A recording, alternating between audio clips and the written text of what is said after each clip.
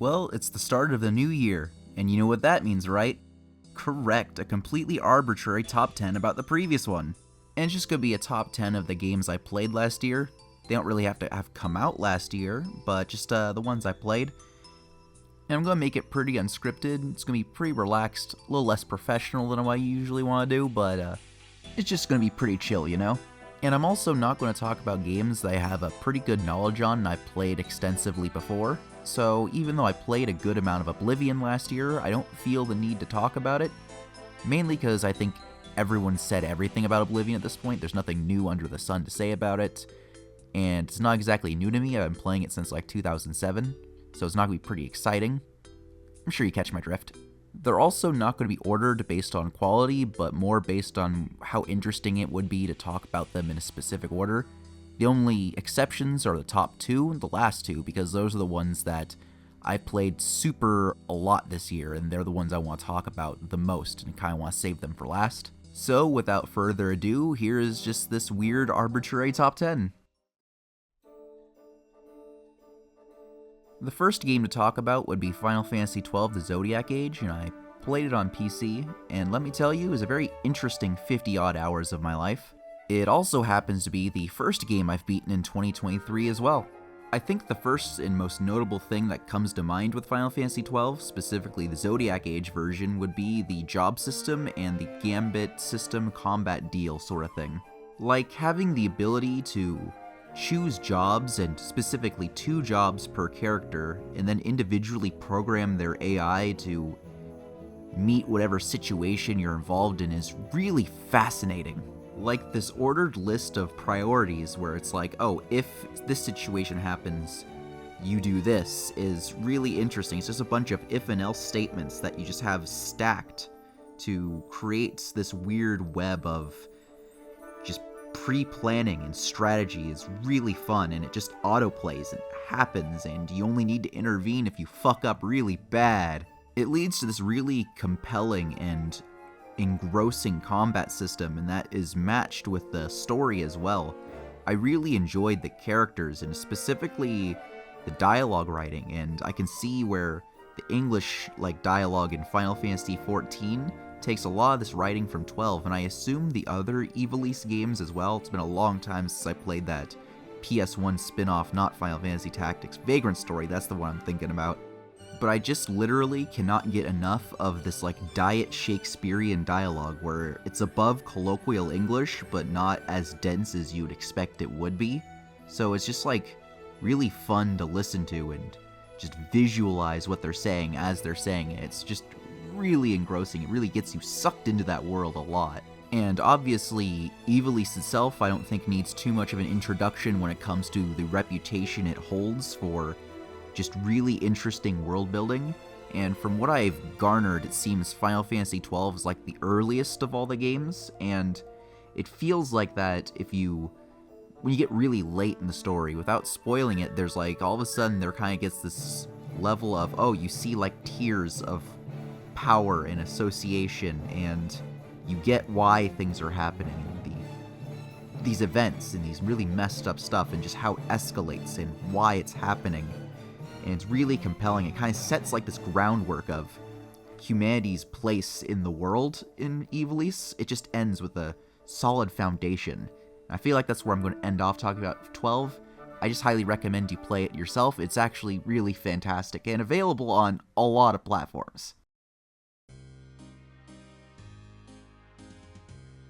The next game to talk about is going to be a tad unconventional, but something I really enjoyed a lot. It's this Chinese full-motion video game called Underdog Detective, and since it's a full-motion video game, there's not really much to talk about in regards to its gameplay. There's a few puzzles, and you kind of look through things, and the biggest thing is you solve, you make connections between evidences and actions. So the gameplay's pretty light, but there's enough there to keep me engaged, at least. So obviously the bigger thing of note is the story itself, and it's essentially an Asian drama, but structured in a video game format, and is actually presented in a very fascinating way. Let me explain. Basically, I'm just looking at the Steam page, and you buy into the game at $7.99 US, and you essentially get the whole first arc of the story.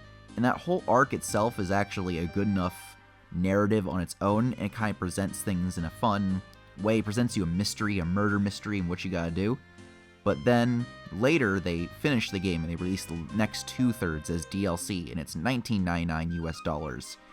And the jump between the game itself and then where it starts off with the DLC is shocking and immediately grips you really hard. So there's this relatively inexpensive kind of entry fee to get your feet wet and see if you really enjoy the kind of story they're telling.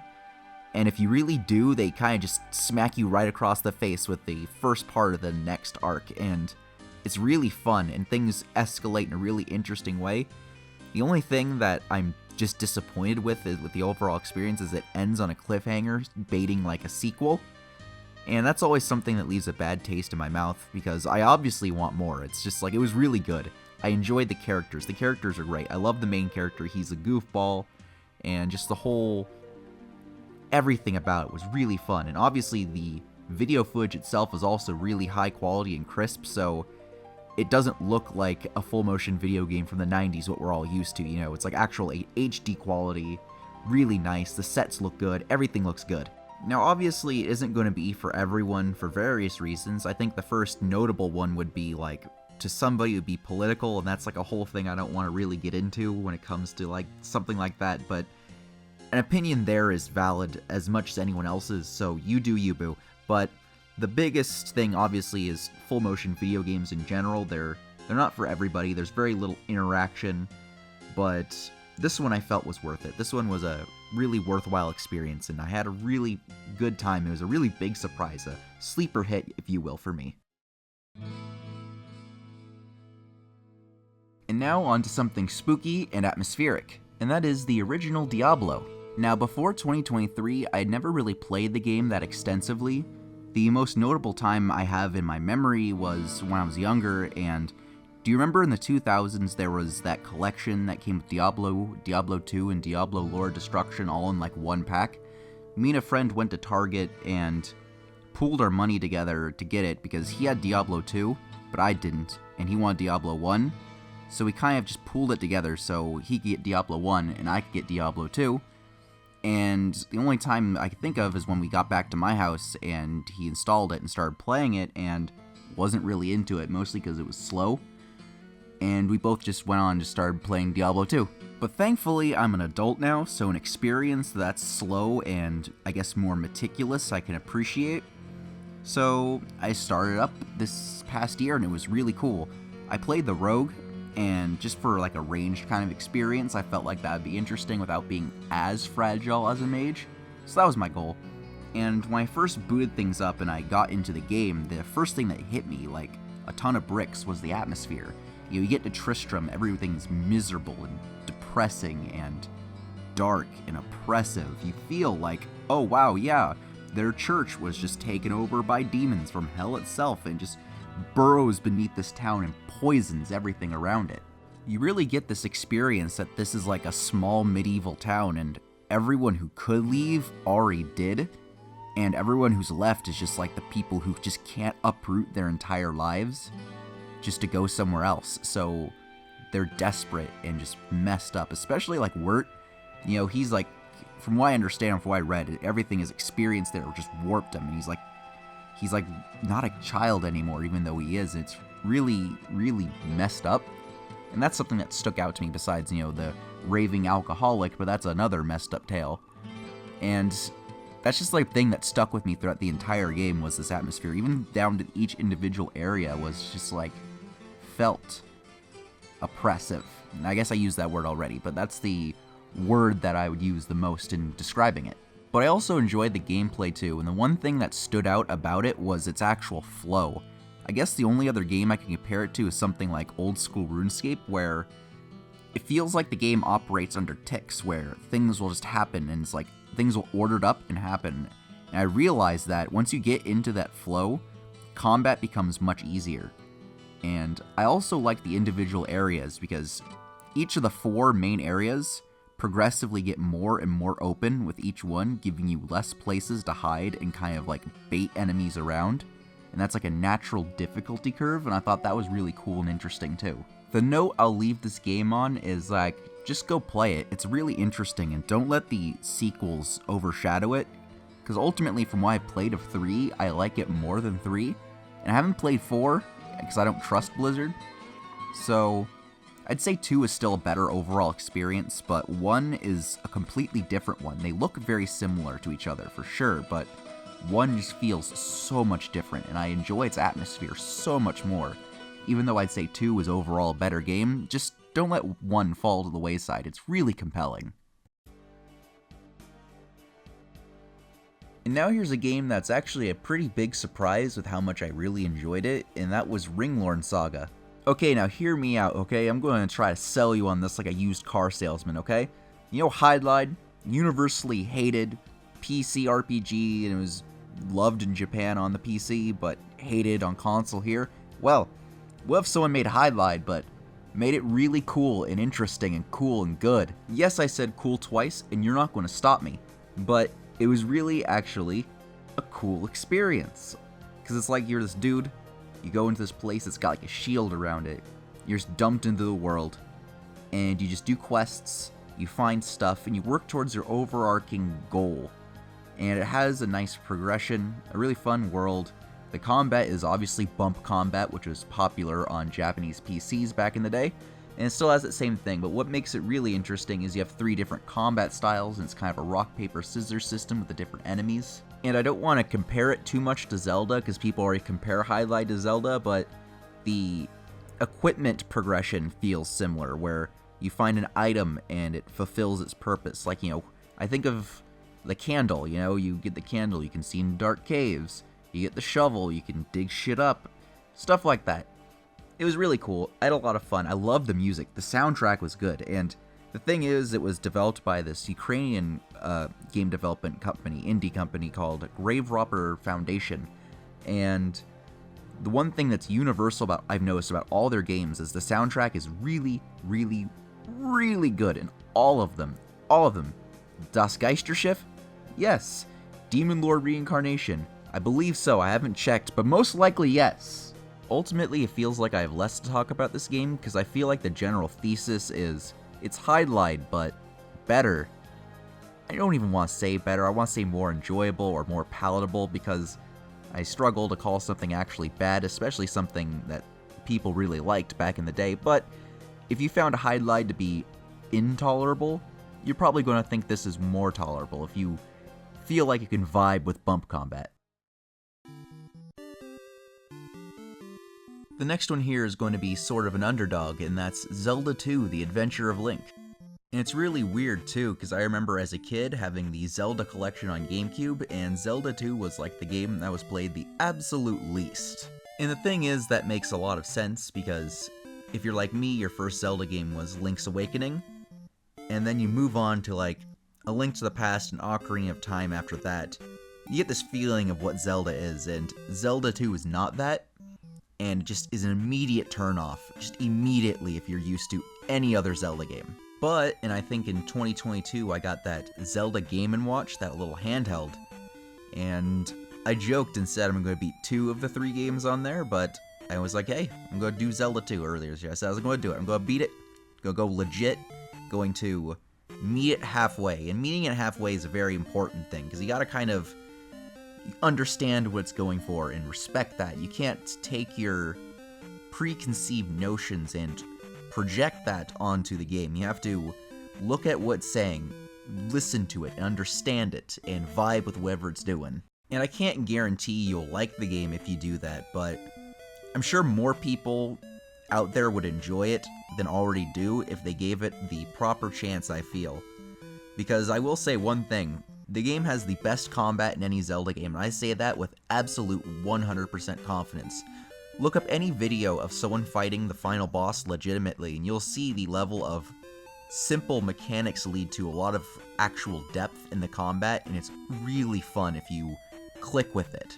The big caveat here is obviously if it clicks with you, because looking at the game you can tell it's not made for everybody, and nor should we expect any game to be, but I feel like a lot of the criticisms are vastly overblown, And for me, I bought into that, but playing it through now, legit, having a good time, it's like a sense of closure after 20 years, just not actually giving it a fair shake.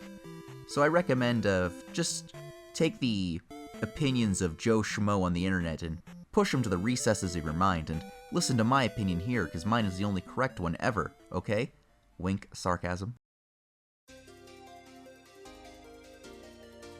And now on to what I would say, out of everything I played in 2023, has the most polished and just overall good, solid gameplay, and that would be Gravity Circuit. And it's interesting, because there's this whole subgenre of indie game, the something like. You know, earlier when I was talking about Ringlorn Saga, that's Hydlide-like, so Gravity Circuit is Mega Man Zero-like. And the big issue I see a lot in this subgenre is that the developers are trying to capture a very specific sort of game feel that a lot of people really enjoy, while also taking it and putting their own spin on it. And it's a very difficult tightrope to balance, and a lot of them just don't match up to what they're trying to do. I can at least say with confidence that with Gravity Circuit, that just isn't the case. Like, it captures a really fast and flow sort of game feeling that not even say that, what Inti Creates make, the Azure Striker Gunvolt, they couldn't even do it, even though they made the Zero games. The key difference, though, is the Zero games, they have, like, you know, a 3-hit sword combo, charge combo, you have the gun that goes pew-pew, that sort of thing. With Gravity Circuit, it's more of a brawler. You run punch, and you knock an enemy out, you grab them, you can throw them at other enemies, and you have a grappling hook that you can stick to the ceiling, or you can grab enemy shields and yank them off and chuck them at them.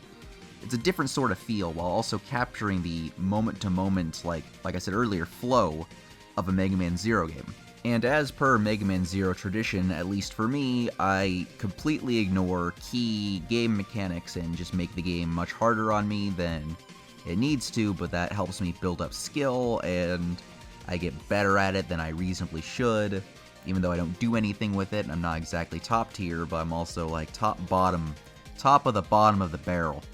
Yeah, that's the good term for it. Anyway, the game's exceptional, like really, really good. If you like Mega Man and haven't played Gravity Circuit, you're doing yourself a disservice by not. It's an absolutely exceptional experience, and I just highly recommend everyone give it a shot. It was just such a worthwhile, fun time. And the final boss was so good, I enjoyed it even though it was 5 phases long. Jesus Christ. And now for another example of me just being a dumb hipster and liking games a lot of people don't, and that's Donkey Kong Country 3. Now I'm going to get on a little bit of a soapbox here and try and make a point in that I probably like Donkey Kong Country 3 as much as I do, because I've never played Donkey Kong Country 2. I feel like if the game that comes after one that's like highly acclaimed isn't near as good as that highly acclaimed one, it'll be viewed entirely as if it's bad. When I personally found Donkey Kong Country 3 to be really enjoyable, like a lot. I really liked it. I legitimately was not expecting to spend 16 hours in a semi-linear platformer, but I did. And just everything from the music and the visuals, just it all really vibed with me. I really liked it. The visuals are actually what got me to get into it, because I obviously knew what Donkey Kong Country looked, all 3 of them, but I saw one of the levels that looked like it was like a deep forest, like these big pine trees, and I was like, wow, I really like the look of this a lot, and I just wanted to play the game. One element I can see people not liking is just the amount of collectibles. Like, there's a lot of collectibles, and there's a lot of kind of moments that can be kind of tricky. I know there's one level on a waterfall that's really infamous with one of its collectibles, but what happened was I missed a jump and I stumbled into it, so I didn't have that issue, which I hear a lot of people do, actually. I guess my thesis for this game in general would be to always keep your expectations realistic. That's something I always try to strive to do, and that's why I probably enjoy as many games as I do, is I just look into it, I was like, you know what, realistic expectations. Because in having these realistic expectations, it creates this atmosphere where if it doesn't meet these expectations, it's not catastrophic, but if it does exceed them, it's actually really incredible. I think by now the general flavor of what people can tell that I enjoy is I do really like indie games, and now we're digging deep into some indie games here with this next one, and that's Geneforge. And I do mean Geneforge and not Geneforge Mutagen. It's a remake it got, I think, 2 years ago now. I mean just the actual legit original one, because I got in the 5-pack on Steam for like $5 on sale, and I think that's one of the best deals of games I've ever gotten in my life. And Geneforge, for the uninitiated, is an isometric computer RPG, turn-based. I think the biggest thing I can compare it to off the top of my head would be Fallout, but that's kind of a dumb one, but it has the same sort of AP system where it determines what you do in your turn. And the big difference, though, the big notable difference besides the fantasy setting, is your party members. You create them, you create life, and they're your party members. The one thing I really underestimated going in would be just how engaged with the plot I would be, because I went in thinking it would be something simple but with a lot of role-playing elements, but what really blew me away was just how, I guess I want to say, nuanced the writing is, because the one thing that I really liked were the 3 factions, because they're not on any sort of actual contemporary moral scale. Instead, their alignment is based on how they view the Shapers and how they should approach dealing with them. And what's really crazy is the opportunities for role-playing with these factions, because essentially if you're smart, or on just a second playthrough, you can think how you can join one, betray them and join another, then betray them and join another. You can join all 3 factions in one playthrough if you know what you're doing, and it's weaved into the story really naturally, especially by the end. The ending is really good. The final chunk of the game I feel is really exceptional, mainly due to how the game handles its primary antagonist. And to put things in perspective without spoiling anything is, I enjoyed the game so much and I was so engrossed with what was going on. To change my ending at the last minute, I ended up extending my playthrough for about 5 to 7 hours, simply because that would make the story for my character significantly more interesting. And that's probably the most glowing endorsement I can actually give this game, is the fact that I sat there and got engrossed in the world and role-played a character, which is usually something I don't do very often. So it was a really interesting experience for me, and if anything, that tells a lot about the game, where the role-playing game puts role-playing at the forefront. And if there's any RPG on this list, this is the one to play the most, in my opinion. It was generally that good. Now this one's going to be a tad strange, simply because whenever I hear anyone talk about this game, it's in general in a very negative light, and that's the original Metroid. And I can say this with 100% confidence in that I unironically find this game to be the most entertaining one from a gameplay perspective I played in the past year. Just absolutely 100%. I beat it 6 times. There was a brief period where I just couldn't put the game down and I played it a lot. I got the best ending 3 times, and if Retro Achievements is to be believed, my best time was around 42 minutes. And I even got to play it publicly at a convention because they had like the NES Classic set up in the game hall, and a few people got to see me go through the entire game. That was really cool. What really drew me in was just how actually open-ended the game was, because to explain, you start off in Brinstar, and it's pretty controlled from the get-go at the start, but then you get the missiles, and then you get the morph ball bombs. And once you get that, then you get the long beam, and then all of a sudden everything kind of opens up to you. And you can go to Kraid or Norfair, and it just gets more open from there, and the game just kind of cuts you loose and lets you just go and explore the world. And all that just makes the game the least linear of all the Metroid games, which is funny in an ironic way when it's one of the more hated games in the series, when the series has kind of built itself on non-linearity. But on the flip side, this non-linear game design requires a lot more input and dedication from the player, and the game really, really wants you to draw your own map, and I would recommend doing that because that's what got me really into the game. That's what made me going from, okay, I'm just going to play it to see how well I go, to, oh, I actually really like this because I get a really intimate knowledge of the world. But the game has dethroned Metroid Fusion as my favorite Metroid game now, which is also really funny since Fusion is possibly the most linear. but it's also kind of, I want to say, poignant, or another word, because Zero Mission was my first Metroid game that I owned, so the original of the remake that I played becoming my favorite is kind of a circular narrative to my interests, I guess, and I think that's just pretty funny. And I guess just like with Zelda 2, I'll leave it off with a note of just meet the game halfway with what it's trying to do, and I guess that's the advice I can give if you're going to play any NES game that isn't Kirby's Adventure, is to just meet it halfway with its intentions and goals, and you're probably going to like it a lot, even though it's going to be probably different if you're not used to it, of course.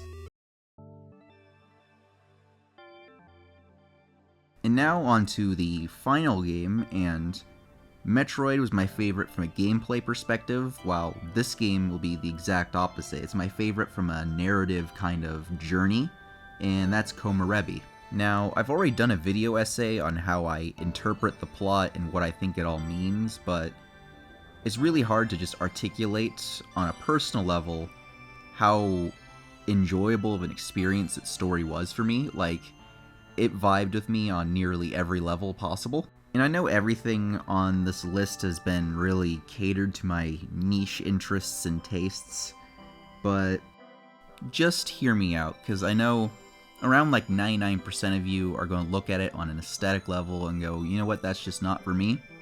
But I implore you to step outside of that comfort zone and take a chance with this one, because it is actually a really magnificent experience overall. And it is really difficult to talk about it here without spoiling anything, because, you know, it's a very narrative-driven visual novel. There's not really anything to talk about but its story and characters. So I'll leave it off here with, I liked it a lot. I liked it enough to make an entire YouTube channel just to talk about it and start whatever I'm doing here. So if I liked it that much, I'm hoping someone else out there will enjoy it just as much as I do. So I guess this ends things off on a pretty anticlimactic note. But you know what? It is what it is.